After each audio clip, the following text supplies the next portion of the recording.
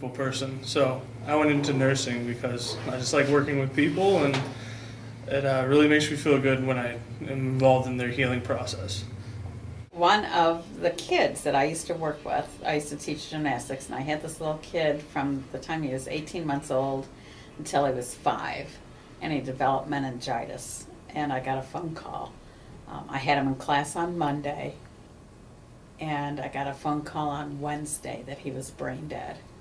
And this was in Texas, and Texas law was for kids you had to keep them on life support for 48 hours, and they had to have 2 different doctors certified that there were no brain waves.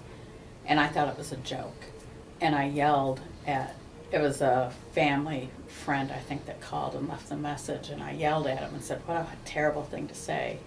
And I drove down to Children's Hospital, and there he was. And I couldn't understand why this little kid who'd been so full of life and how he could just be basically dead like that. And I decided I needed to do something different so that wouldn't happen again. Obviously, I have not solved meningitis, but it was little Cameron that made me decide I needed to go into nursing. One of the reasons I went into nursing is to help my patients through some of the most difficult circumstances. It's a way to give back to my community. My grandmother was quite ill, and she was my very favorite person in the whole world. And I wanted to be someone that could take care of her like a nurse did for her. She was awesome, cared a lot about her, and I wanted to be that nurse. I went into nursing to help others in their hardest times and help them through it. I went into nursing for the opportunity to create an impact in someone's life. It was about 3rd grade that I knew that I wanted to be a nurse, so I really feel that it was something that I was born with, and that's something that I've always wanted to do and never really even questioned it. My mom was a nurse, and people would always say, oh, your mother gave me such wonderful care, and she was so loving and great, and I thought, well, that was really wonderful. And then at a young age, I had to have my tonsils removed and had to go to the hospital. And so I think that was my first experience as a patient and seeing what nurses did. Now, I did grow up in the 60s, and during the 60s, the options were pretty limiting, either secretary, nurse, or a nun. And so, but I really don't think that I thought of those options. I just always had in my heart that I wanted to care for people and to be a nurse. I went into nursing to help others.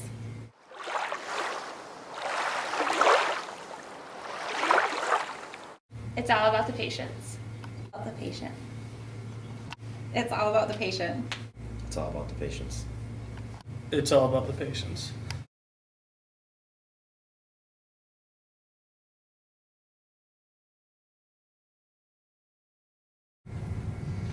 Oh.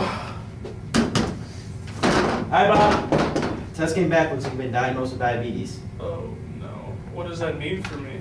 Well, guess what? Your treatment plan is going to consist of checking your blood sugars on a regular basis, and you're going to have to start giving yourself insulin to manage your diabetes.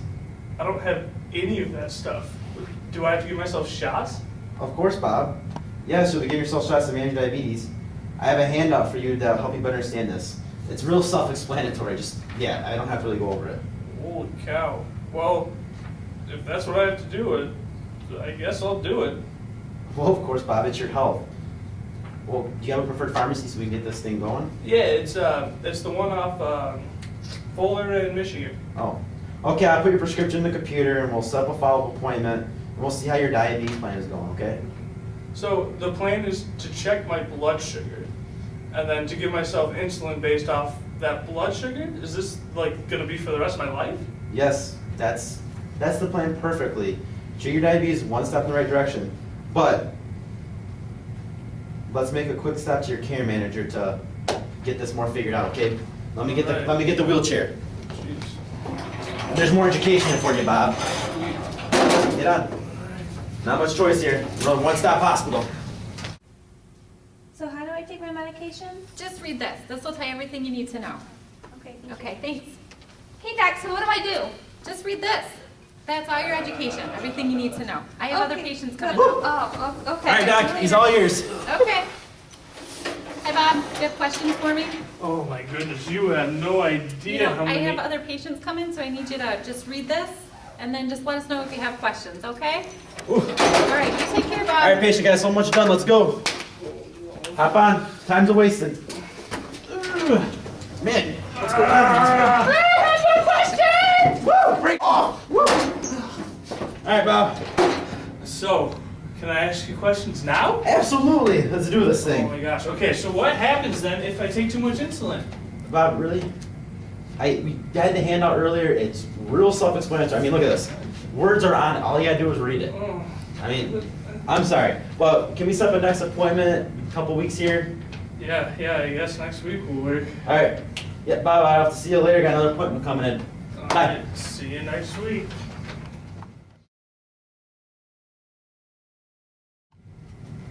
I can't believe Bob didn't show up his appointment today. That's all right. I know, we made a scheduled appointment and this throws my whole day off. Man. Oh, who's this? Hi, this is Member Services. How can I help you? This is the emergency department at Core Hospital. We wanted to inform Bob's primary care doctor that he was admitted to the hospital due to diabetic complication, diabetic ketoacidosis. I don't know how this is. He just got educated at least 2 weeks ago. About checking his blood sugar. Maybe you guys need to educate him more about this. I don't know. I'll have to let you go. My 10:30 appointment's here. Ugh, bye.